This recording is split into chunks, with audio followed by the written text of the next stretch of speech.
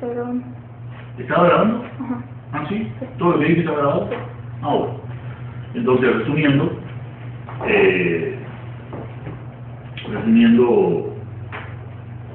tenemos unos 680.000 años de haber perdido la memoria, por lo menos parcialmente. La teoría atractiva es que fue por la inversión polar, magnética, no geográfica sino magnética, y que entonces después de haber perdido la memoria, el ser humano se aferra a la memoria. Perdió la memoria parcialmente, teoría, y se aferra a la memoria, como se demuestra en nuestra vida, ¿no? Que la memoria ocupa, y el pensamiento ocupa un lugar preponderante. Y entonces hay una dificultad en entender qué es la percepción unitaria, que es libertad de la memoria, libertad de la hipnosis. Y otra cosa que estábamos viendo es que la experiencia de Bernheim nos demuestra de que esa memoria, ese pensamiento que viene de la memoria, son hipnosis. Y Bernheim lo demuestra con su experiencia, que es hipnotizar al sujeto. Y le dice que después de decirlo a contar hasta 3, experiencia de Bernheim con Belaga, amigo de Freud, y Freud es el que le da las oportunidades de ser popular, conocido, mejor dicho, no popular, conocido, y entonces Bernheim, con su experiencia, nos demuestra de que hay una hipnosis, usted puede contar hasta 3 cuando despierte, de que el individuo cuenta hasta 3, pero se olvidó de la hipnosis, se olvidó de la inducción, y racionaliza su conducta porque no la entiende. Contesta 3, pero no sé por qué racionalizo. Contesta 3 por qué. Porque lo utilizaron, no, porque todo viene por mercado. Con la conciencia y la memoria relleno lo que es inconsciente. Y será ese el pensamiento de toda nuestra vida, de que somos católicos, que creemos en la reencarnación, y que tenemos dos hipnosis inconvertibles, ¿no? La brahmánica y la católica, pero decimos que somos católicos, ¿no? Y de la misma manera decimos que nos gusta la idea del superhombre, pero que somos socialistas, y de una idea fascista que se junta con una socialista, todo en nuestro cerebro. Y sin embargo,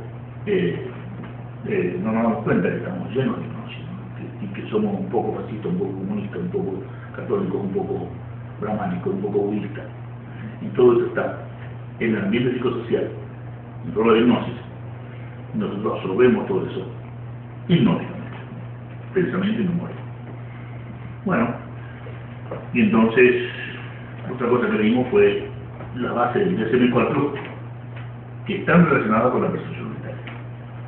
No el DSM-4, sino el DSM-4 que está relacionado con la percepción unitaria. ¿Por qué? Porque la percepción unitaria no es buena para todas las personas. Hay un 1% que es retardado, un 3% que es retardado, un 1% que es esquizofrénico, que no se beneficia de la percepción unitaria. Entonces tenemos que saber cómo se hace el diagnóstico del retardo. Rosario, ¿cómo hacemos el diagnóstico del retardo? Con el Wechsler realizado.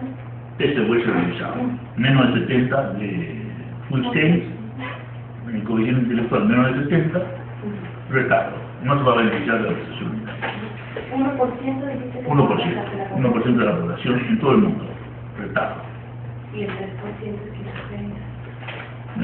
La gran sorpresa fue cuando se descubre que el retardo mental no es solamente genético, que el 70% de los retardados son por déficit nutricional. Y entonces se descubre de que el retardo es por déficit nutricional, ¿no? Que no es solamente genético. Que la mayor parte de los retardados son por déficit nutricional. 8 de cada 10 niños sufren alguna forma de desnutrición. Eso es otra cosa que no se sabe. En la humanidad, no en México, en la humanidad, 8 de cada 10 niños sufren una forma de hambre, una forma de desnutrición. Y ya sabemos que en México está de moda el tema de que hay obesidad infantil excesiva en México. Pero también en Estados Unidos, también en Europa. Pero sobre todo en Estados Unidos y México hay un aumento de la obesidad infantil. ¿Por qué? Por la comida chatarra, ¿no? McDonald's y Burger King. Y las minicasas. Y el exceso de la tortilla. Y las minicasas donde solo se puede ver televisión. Claro, las minicasas. Y no el se tipo de puede salir a la ritmo. calle a jugar porque es peligroso. Sí, sí, sí. Claro, hubo bienestar social, ¿no?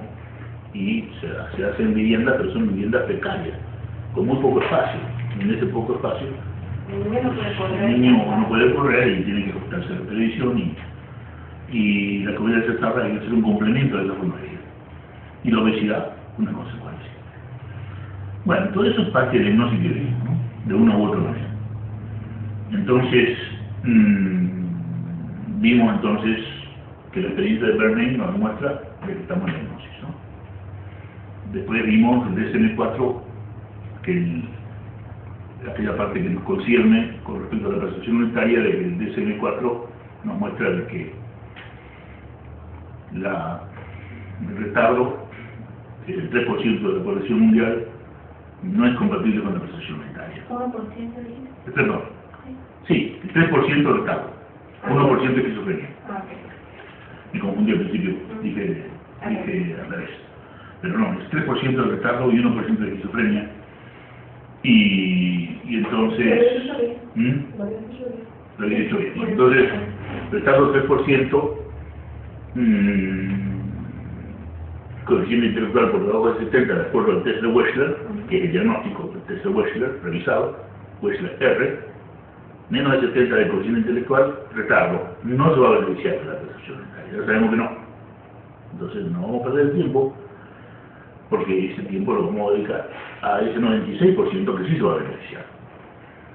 Y después la esquizofrenia, 1%, tampoco. ¿Por qué razón no se va a beneficiar el esquizofrénico? Porque tiene mucha incoherencia. No puede entonces entender la abstracción de la percepción unitaria. Y entonces, con lo que ahorita traías que estabas comentando, quiere decir que también esa psicosis que no puede... Que no eso vamos a hablar ahora. También sí. sería difícil entender. Hoy vamos a hacer, lo que estamos haciendo ahora es un repaso de lo anterior, que hemos visto, ¿no? Empezamos un poco tarde, yo les ruego que seamos puntuales en el futuro, para empezar a las 10, porque yo vengo con un plan, ¿no? Si ustedes están dispuestos a ir un poquito más allá de las 2, no hay problema. No hay problema de quedarse un poco más de las 2. No, pero sí hay que llegar puntual. Sí, lo ideal sería que lleguemos puntual. Así podemos manejar el tiempo. Pero bueno, entonces,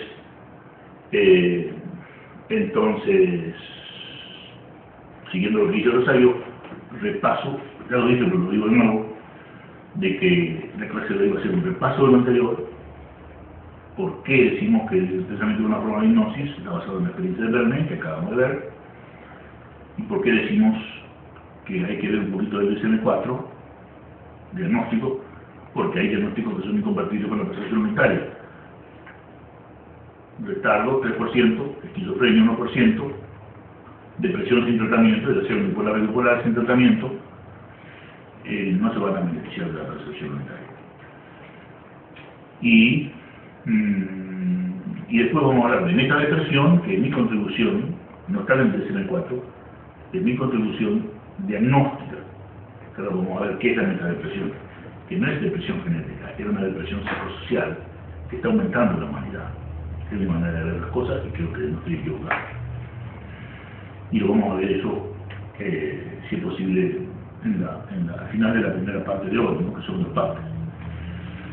Y vamos a repasar el diagnóstico para que quede claro ahora.